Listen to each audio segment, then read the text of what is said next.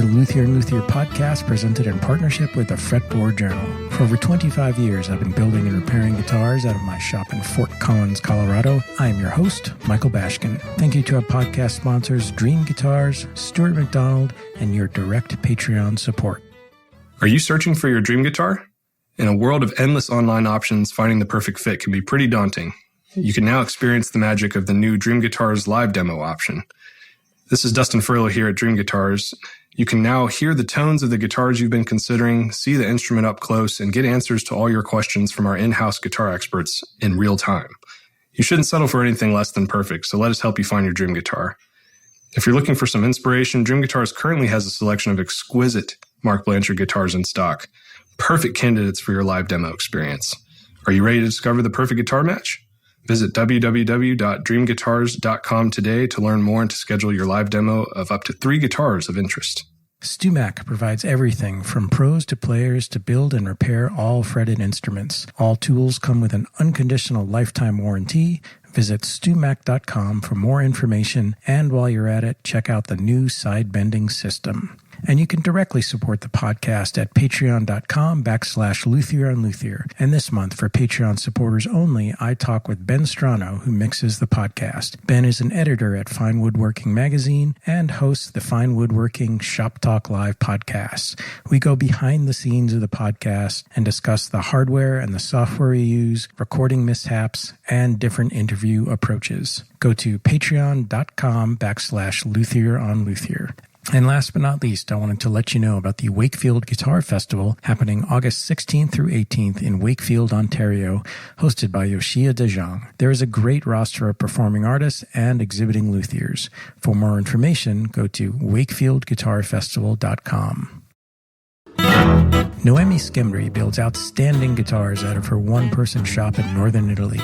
Noemi had an interest in woodworking at a young age and went to high school and college to prepare for a career in the woodworking industry. For episode 91 of the podcast, Noemi tells us how she ended up having to forge her own path in woodworking and how this ultimately led to her success as a guitar builder. Noemi also shares with us her approach to making different models, selecting top woods, and the visual aspects of her guitars. Here's our talk. I am sitting here with Noemi Schembri. That's my best Italian pronunciation, but she says it's pretty good. And we're here at the LaConner Guitar Festival in LaConner, Washington. And it's after the second day of the show. And Noemi was kind enough to sit down with me for a podcast interview for Luthier and Luthier.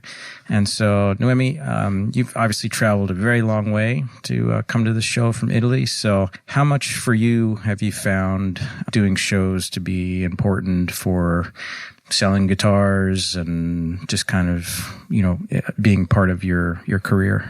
Well, it's very important because people get to know me, to try my guitars and be able to not just take a look at pictures on the internet or also just listening to audio that somebody else is recording it, but just get to play and get to feel the guitar and talk to me. It's very important to me to be here. That's why I try every year to come back and do at least a couple of shows. And do you try and focus on shows in a certain region, or are you doing shows in Europe and the US and Asia? I've done a couple in Europe. Yes, I've done for steel string and classical guitars too. I've done just once in Japan, the Osaka. But other than that, they are mostly over the US because my market is 99% US. So that's why I'm coming back every year. With the shows, are you mostly selling direct or looking to pick up dealers, or do you have dealers for your guitars as well as selling direct? I do. And I really never wasn't looking for dealers, just happened at shows. So as soon as I get my first dealer, and then I got the second one, and recently I had another one. So I do have 3 dealers in the US, and I have 1 dealer in Europe. Okay. Yeah. And one in Japan who bought my guitar in 2019 when I was there. Nice. Before COVID. Yeah. Just before COVID. Yeah. Yeah. I have a hard time with, somehow the years of COVID have warped my sense of of time. Yeah. Things that happened a long time ago don't seem that long ago. So what's your background? Have you always been a guitar builder, or was there something else you were doing before guitars? Well, yeah, I was employed in a company who was making wood frames for pictures or paintings. Okay. But I did study on wood since my secondary school to university. And I was looking for a company that was building furniture, but I couldn't find a company who was able to hire me as a woman because they didn't trust me. Oh. Yeah, so wood and women's doesn't stick together very well. You had a like post high school education at least in the US we would call it the university or college level in woodworking? Yeah. Oh, so yes. What was that like? Like what types of classes would you take? And it was a 3 years course at university and was about wood industries and technologies. So we started from recognizing trees, so chemicals and all that basis stuff.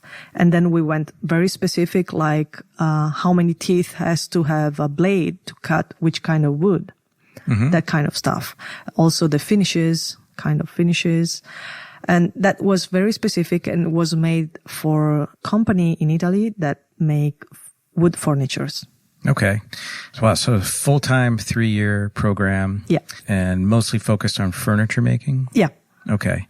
And how were you able to work like independently and make some of your own furniture? Was that part of the education there? No, the main goal was to work into big company and to manage the production of wood furniture. So they weren't necessarily focused on like you becoming an independent furniture solo maker, designing your own furniture. This was more production type work? Yeah, totally. Yeah. Okay. Yeah. And in general, did you enjoy it or not like it? I did enjoy studying all of this stuff because it was very technical and practical. So I did like it. And also on the other hand, if I'm keeping studying, I want to do something that I really like it. So it doesn't feel heavy on my shoulders, because sometimes you pick a path that is not exactly your, and it's like heavy to hold it. But this one, I'm in love with wood since I'm teenager. So that was good for me and easy. All right. Were there other people maybe wishing or telling you to like study something else in your life, or did you have the full support of your family and friends? Because as you mentioned earlier, like wood and women, it's not a very traditional match. Yeah. So how did you have the support? My family totally supported me, and other people were like, "Oh, what a strange idea." But other than that, no, they didn't say something like you should change, or no, nobody told me that. Yeah. But on the other hand, trying to find a job in that field was very hard for me. So you graduated and now you're out on the job market and no luck. You couldn't, and do you feel, was that a direct result of your gender? Like they just would not hire a woman? Totally. Because I was looking for also to work in a sawmill to have more contact with real wood instead of just, boards of wood. But they didn't want me. Yeah. So all my friends, male friends, I was the only woman in the program. Yeah. So, but all the males get job very easily and very soon. And I was the one that wasn't very quick. Wow. So you had to, pivot and figure out how to make this work and kind of pave your own path, which in the end seems like that was a better option for you anyway. So how did you crack that first door open and get in with this picture frame company? Well, it ended up like naturally because I was looking still on a company about wood, related with wood. But then they put me in front of a computer. They just say, okay, we need this kind of job. But I wasn't really happy because I wasn't very satisfied. So after a while, at that time I was already searching and I was doing building my first guitar with an Italian guitar maker. It took me 2 years once a week after the job. Yeah. And after I finished that, I felt like I wanted to do that for the rest of my life because Okay. I really did love it. So where did that idea come from, like building a guitar for you? Yeah, well, as I said, I'm in love with wood since I'm a teenager. And when I was a kid, I was starting playing and building something with wood. And at school, it was an art school based on, wood. So we were designing and drawing things, and then we were making at the school. So this was your like This high was my school- second, yeah. I see. Okay. Yeah. Wow. So you went to a specialized high school just for art and design and I see. Exactly. So I started there to know a little bit about machine, how to work with machines and wood. And then also my dad has had some tools at home. He did teach me how to use them. So I was kind of playing with wood and making my own, like lamps or something like that. After that, I did start playing at 11, and I started slowly to join the two things, music and the guitar. The guitar is made by wood, but who does make those guitars? Where are going to make?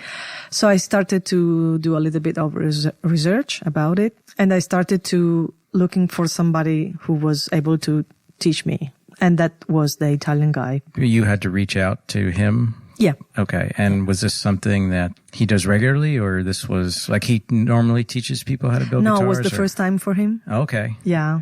So one night a week for 2 years. Yeah. Wow. Okay. Yeah. And it was a steel string or classical? It was a steel string. Okay. He also built steel strings, but at that time he only built classicals. So he told me, I said, okay, but can we just build a steel string? And he said, yes. Oh, so you wanted to build the steel string. That was your idea. So, okay.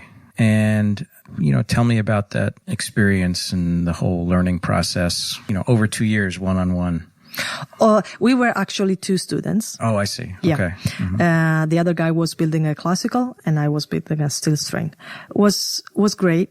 I mean, I did know nothing about guitars a little bit of woodworking, but it's a different on guitars. Now I know it's different on guitars. I wanted to do more, but I can do just once a week because he was able only once a week. So it took me a bit longer than I thought. Yeah. But I did enjoy every moment of that. And when I finished that, I did ask him and many others can you just keep teaching me? And everybody told me no.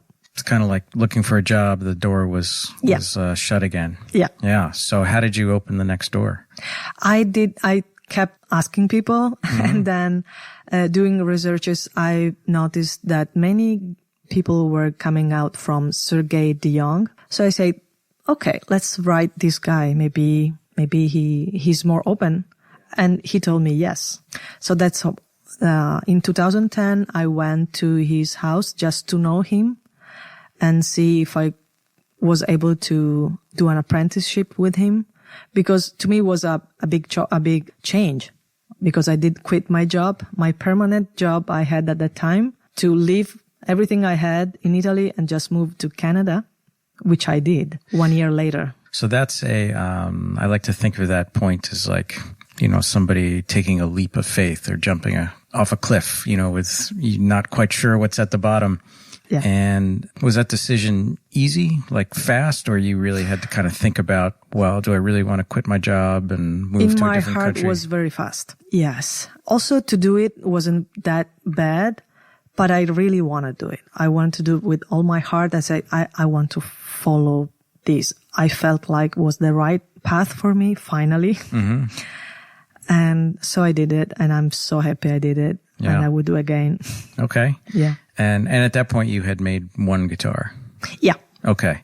So again, that was a big commitment. And did you have to wait a year to save up some money and prepare to move, or to go there? Oh, yeah.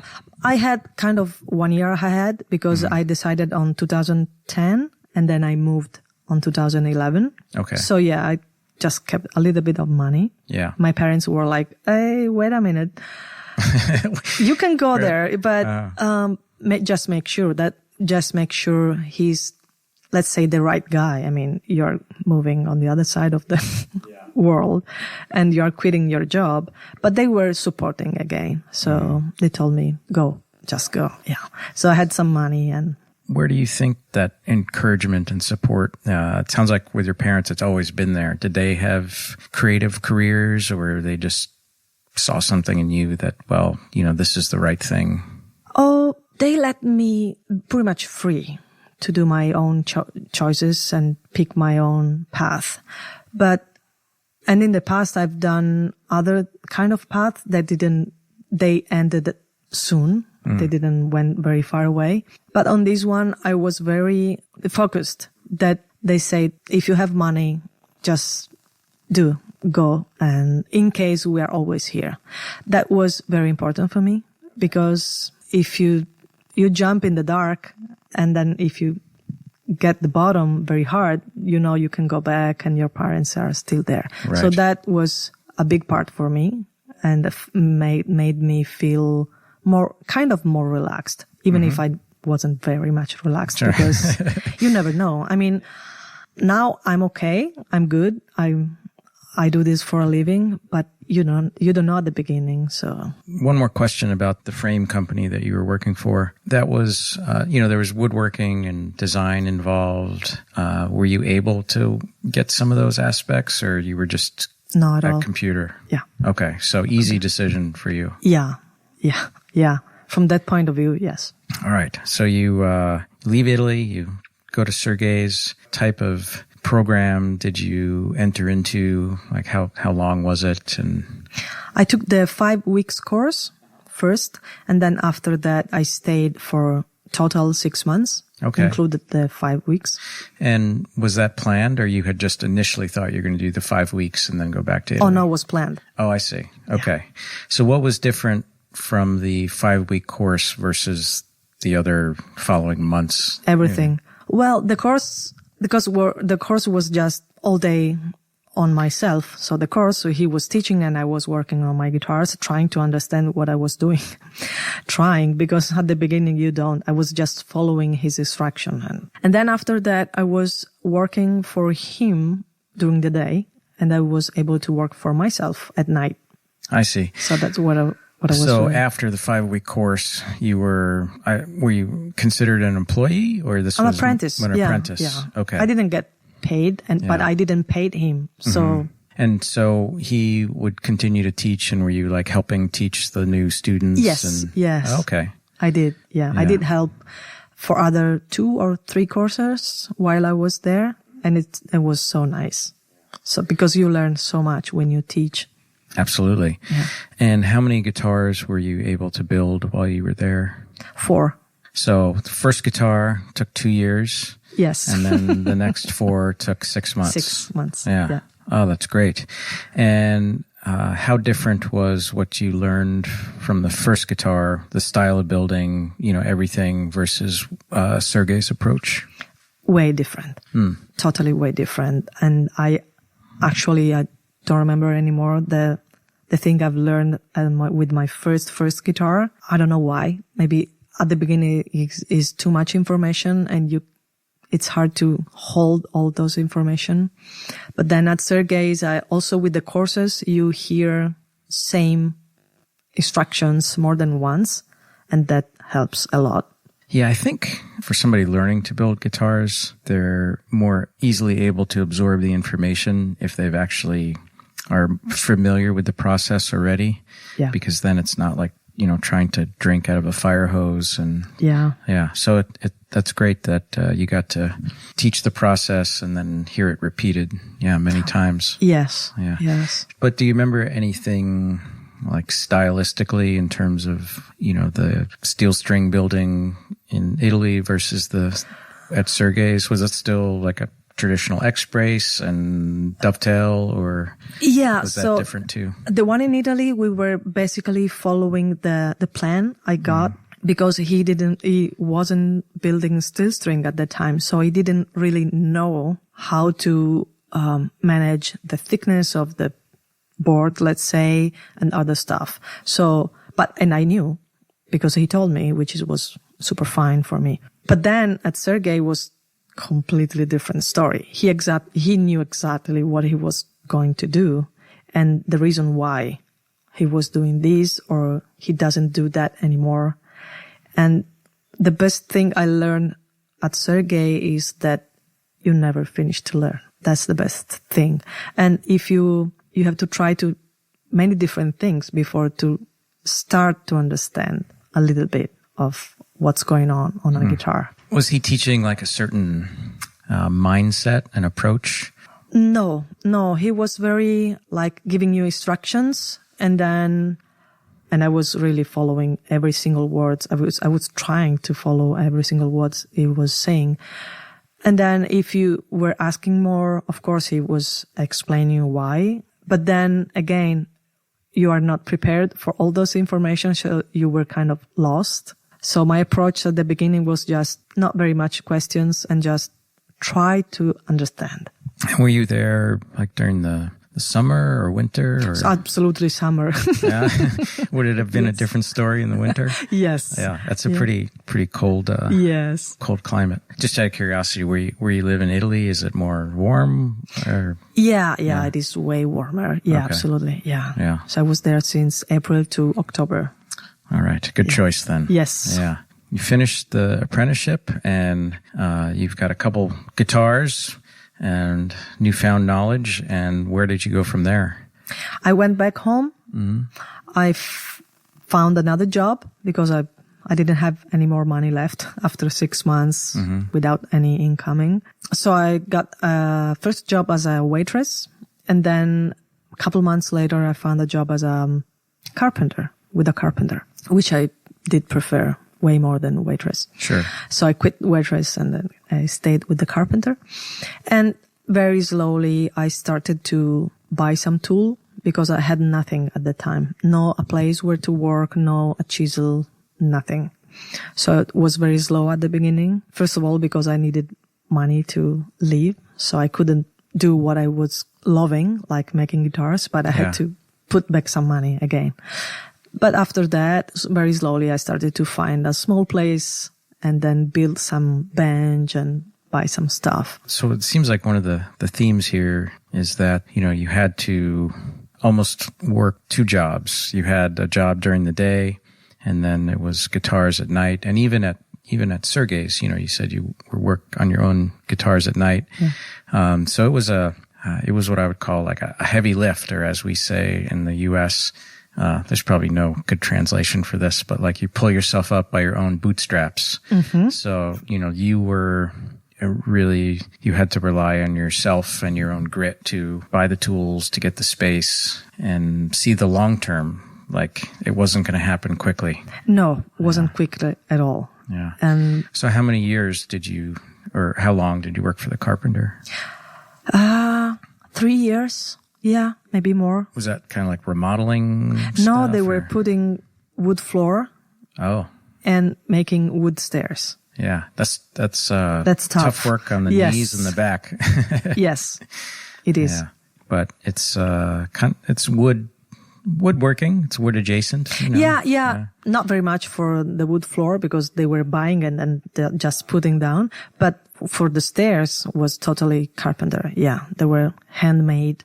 Yeah. So do you feel like you picked up any skills from the carpenter that transferred over? Not very much from the carpenter. No, okay. Because I found very difference between carpentry and guitar building is totally different. The scale is way wide on the carpenter and much shorter, narrower on the guitar making. Yes, yeah. And sometimes I think that like what we do as woodworkers, we work on a certain scale, but a machinist even smaller. Yes, yeah. Even smaller, so we may think we're precise until we have to work in metal. Exactly. So yeah, you were able to gain the resources to buy some tools, get a space. And then what's very common, I think, for a lot of guitar builders is to also do repair work because it's usually there's millions of guitars out there. They all need work.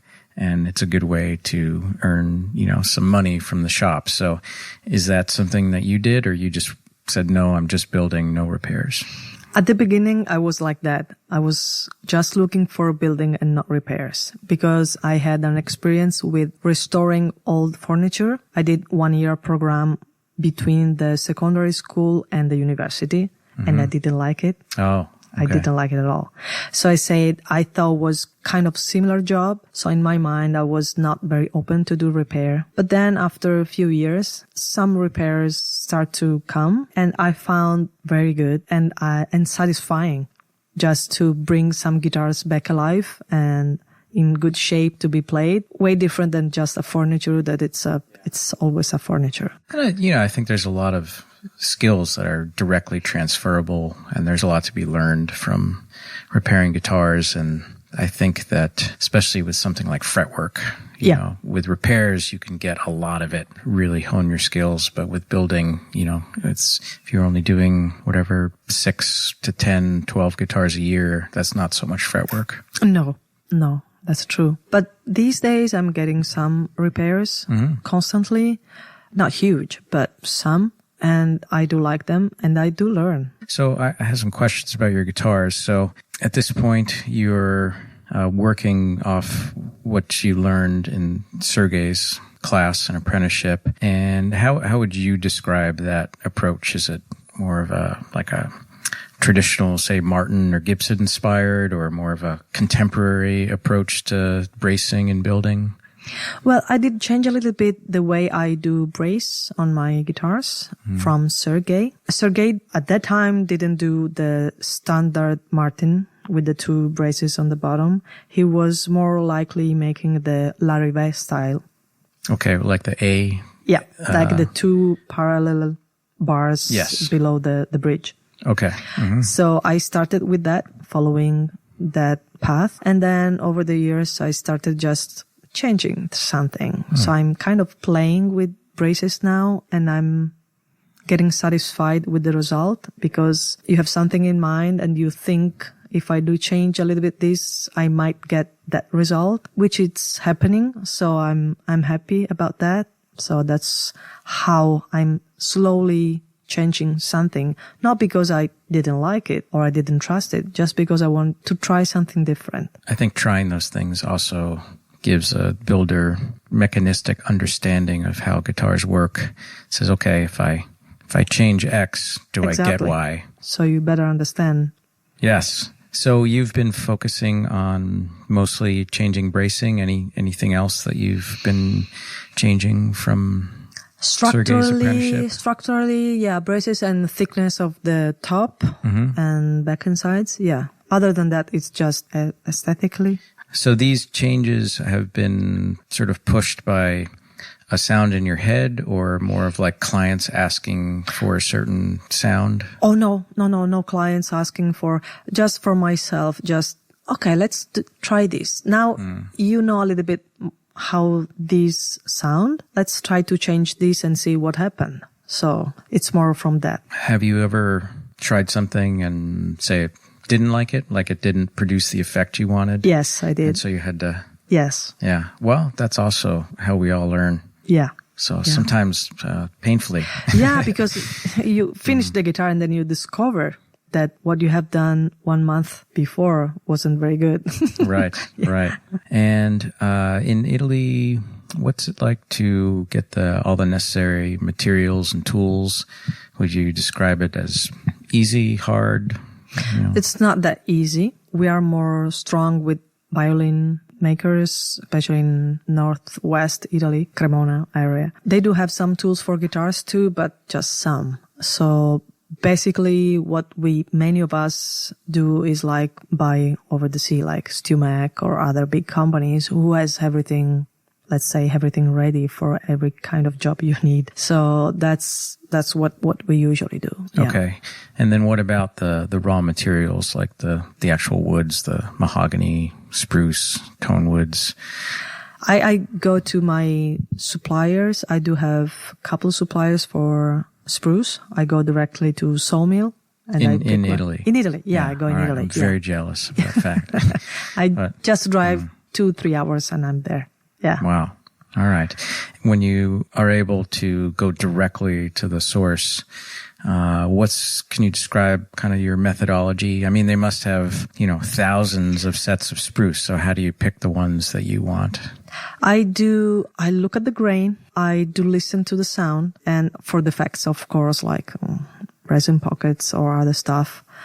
But other than that, I go with feeling. So I just listening. I keep listening with I compare the boards. I listen and then I pick the one I think they are good. But also at home, I don't do any scientific test, anything like that. I basically go by feeling. So I kind of bend with my hand and trying to understand how flexible it is. And more I build, more I know, but not any computer, nothing like that. All right.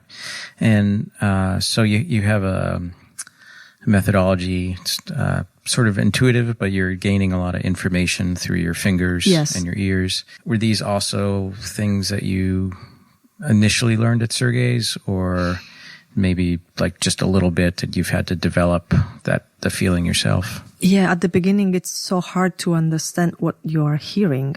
Like many people do, like the test with the sand or tea on the top of the guitar, and then they put speakers that those, I don't know how to read those numbers or those waves. Mm-hmm. So I can watch for maybe 2 hours because it's very nice, but I don't know what's telling to me. Mm-hmm. So at the beginning, I felt like that, and Sergey and other people were trying to explain me what to hear from a board.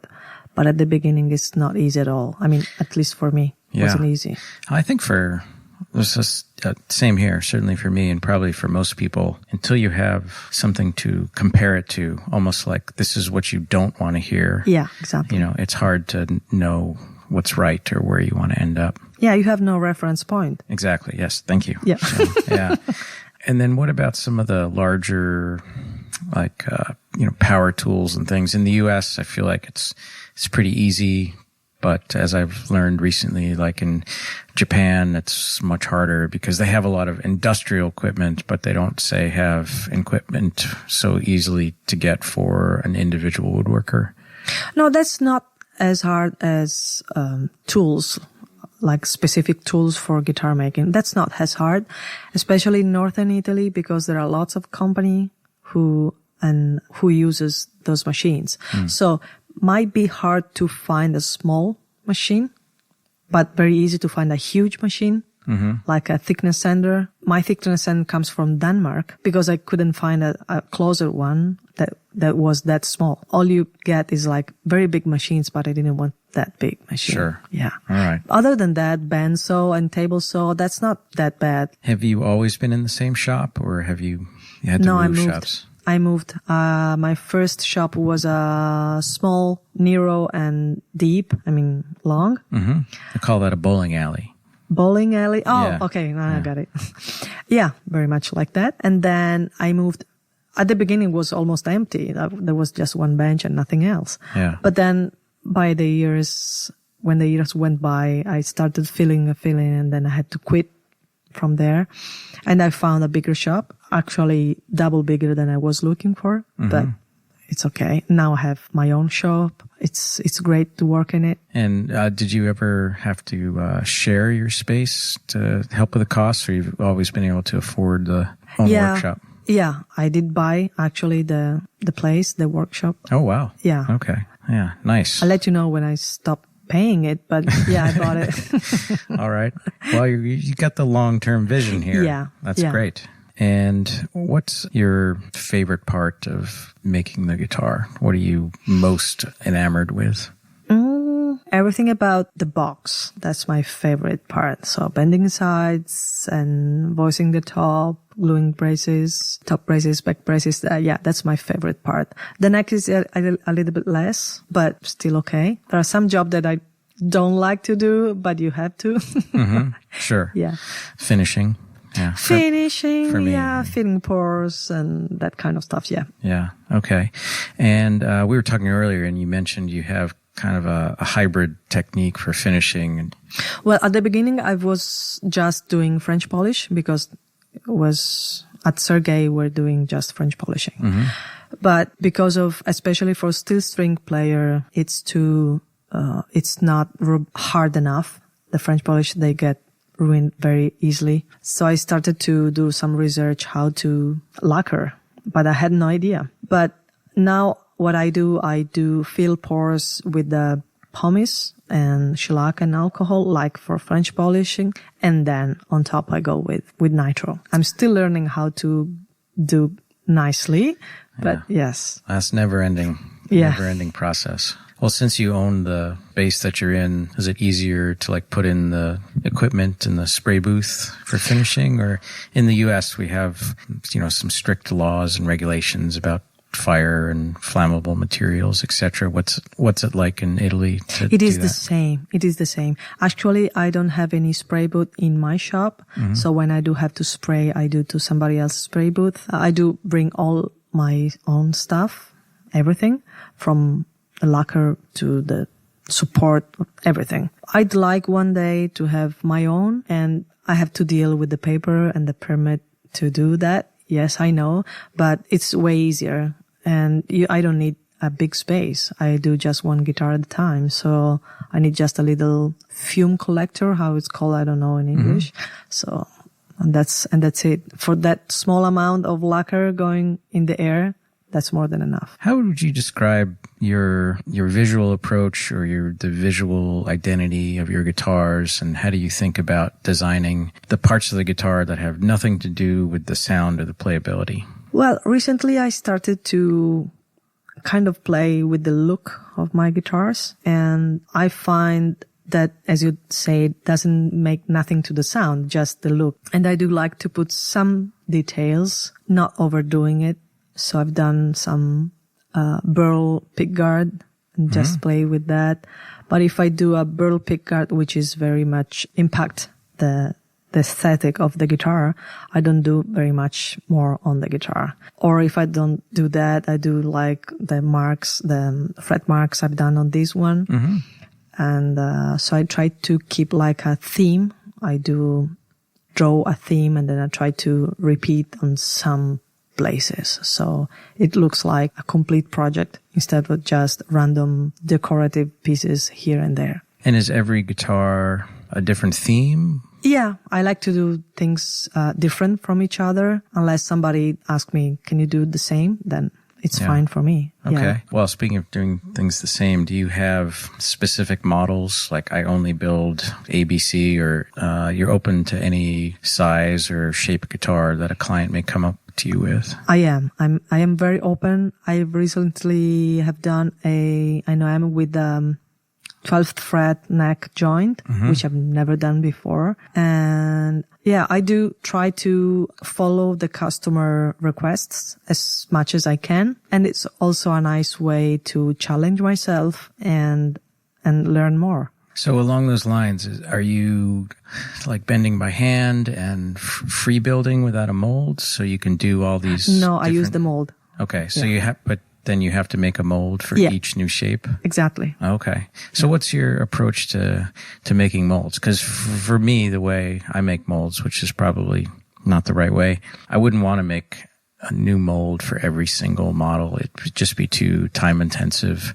So how are you dealing with all the molds for every single guitar shape? Well, I don't do every time a different guitar shape. Mm-hmm. I do have 7 steel string models that people can choose. But if they are asking me a different one, I'm happy to just do whatever they want. The shape, or a guy asked me to draw my own shape on an archtop. I started building an archtop. I haven't finished yet.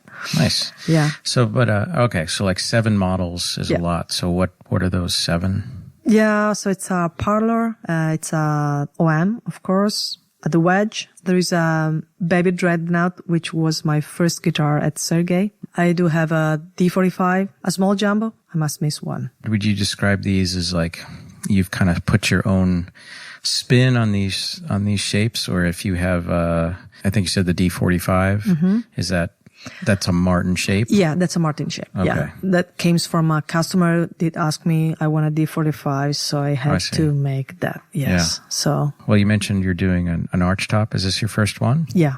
And what's your approach there? Are you following a specific shape and design, or this is your own? No, he wanted me to draw a new shape and a new design, and he wanted a small archtop. So what I'm doing, I'm following the Rob Benedetto book instructions, but converting everything for a smaller guitar and try to not make too much mistakes. And you also build classical guitars? Yes, I do. Yeah. Okay. At least when you were learning, it seems like, no, I just want to do steel string. So what was the idea to start building classical guitars as well? Well, while I was at Sergei, I was like, okay, he's a great guitar builder, no matter which steel string or classical, but he did start with classicals. So I said, why not to learn also the classical style? You are here. You should not have the opportunity to learn more. Even if maybe in the future you are not going to build any other classical, but just let's try and let's see what's different. And there are some difference in terms of the sound you want to achieve and the thickness and the kind of braces. And the thing that I like is that I do build classical with X-brace also. Oh, really? Steel string. Yeah. And then how Sergei does. By that, you mean Hauser or Ramirez or Torres? Yeah, that for me is traditional guitars. And I call my guitars like modern sound classical guitars. Okay. Yeah. And those classicals with the X-brace, what's going on with the rest of the bracing? Is it lattice? Okay. So under the bridge, there is a lattice brace. And I do make different, depending on the kind of wood I use for the top. So cedar has one pattern and spruce has another one. And what was your thought process in terms of why you wanted to have different patterns for cedar versus spruce? Because spruce needs less support versus cedar. And if I do, which I did, build with the same pattern, the spruce was sounding too tight for me. So I needed to make a little bit lighter and achieve that kind of sound I was looking for. Now that you've built these, the nylon string with the X-brace, how do you feel like they compare to the more traditional type of build? I do like more the bass sound of them. I mean, the modern with respect to the traditional one. And they have a nice volume too. I just built once double top. I just built once, so I don't know very much about that. But that one was also very loud because it was a double top. But yeah, the sound is a kind of a bit different. I do have very warm bass that gives you the opportunity keep ringing while you are doing the phrases with the high strings. So they stays there and gives you a nice, I call like a carpet sound. You can walk on top with like some phrase on the high. With your nylon string guitars, do you approach the aesthetics any differently? Like, did you give like the aesthetics a modern touch or? Yes, I did. I started from the headstock, which is asymmetrical instead of classical. Everything is symmetrical. And I did change a little bit the bridge. It's pretty much similar, but there is something different. And the rosette, I don't do mosaic at all. No. So similar to your steel string rosettes? Yeah, similar to the steel string, yes. But still a slotted headstock? Still slotted, yes. Okay. And is the neck like a hybrid, or is it does it have the traditional spacing and radius of a classical guitar? Yeah, that's traditional. What's not traditional is the type of wood I use for the neck, which is not Spanish cedar, it is mahogany. So it might feel more heavy on the neck, but it's not that big difference because my guitars are light too. And what about the neck joint on your classical guitars? Dovetail and bolt on. Yes. All right. So you're definitely crossing. No Spanish. Yeah, exactly. Crossing no Spanish. The boundaries. Yeah. I built one classical guitar, and I also, too much for me to rework the whole thing. And I'm so used to finishing the neck and the body separate. Oh, that's way easier. Yeah. It seems like you have a pretty open approach to design and models and even the, all the different construction techniques. Do you foresee to all these things like expanding outward, like you're going to continue to open these things up? Or do you feel like maybe in the future it's the reverse, like you're going to start to hone in on certain designs and approaches? I hope not. Why is that? Because I strongly believe that input from outside help you grow, and maybe you never thought about something that somebody else is coming, hey, what about these? Mm-hmm. So when somebody made me think about something, I love it, and I like to change something also on my own guitars, on my own stuff. I really hope not to be like, oh no, I'm not going to build you the guitar in that way, just this and this.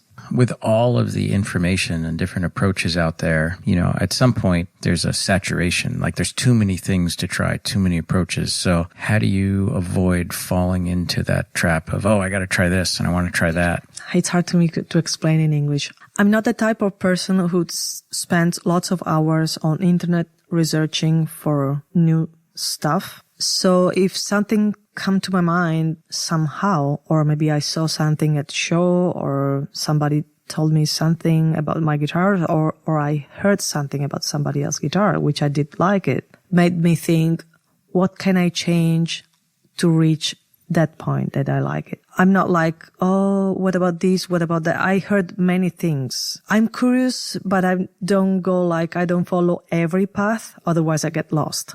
Yeah. So I'm curious, maybe I ask how that works, and for you, for example, of the machine, or what's your approach for, like finishing, like I did ask you yesterday. Mm-hmm. But other than that, I try to follow my feeling without getting lost. Otherwise, as you said, it's too much. You get lost very easily. Yes. It's definitely a trap you can fall into, or at least I can. You were initially, it sounded like, were pursuing career. You were very directed and focused, but that there were, doors closed in your face and maybe roadblocks put up, and you've overcome all of that. In the end, do you think maybe some of those challenges helped give you like drive and focus, or not? Yes, they did. There was in 2014, which just 2 years after Sergei, because I ended up at the end of 2011. So I had an offer from Lowden Guitars. I was tempted, to be honest, because after 2 years, I was like struggling getting my work out there and let people know who I was. So I was really much tempted to just move from Italy to Ireland, just go to work for them. But then I decided to choose the strongest path, the hardest. I said, no, Noemi, you are taking a shortcut. That's not good. That's not going to be good in a long term. So keep doing this. If you believe in yourself, you can do that. And what I found, especially being a woman, you have to be strong enough. You have to really want to do it. You have to believe in yourself. If you don't, nobody else is going to believe in you out there. So, especially at the beginning, you are nobody at the beginning. Nobody knows you. Nobody knows your guitars. It wasn't easy. It wasn't easy in the beginning, but I'm stubborn in a good way. So I did it at the end. So I'm happy I didn't say yes to them, even if I was really much tempted, but then I did the right choice. Hey, that was inspirational. And thank you. Yeah, congratulations. Your guitars are beautiful. I played one today. It sounded outstanding. Really enjoyed it. And wish you all the best success, and look forward to seeing you at more shows. Thank you for having me as your guest in your great interviews. You're very welcome. All right, let's get some dinner. Yeah, go. Okay. Thanks for listening. To find out more about Noemi, check out noemiguitars.com. The Luthier and Luthier podcast is expertly mixed by Ben Strano and presented in partnership with the Fretboard Journal and sponsored by Dream Guitars, Stuart McDonald's, and your direct Patreon support. Thanks for listening, and see you next time.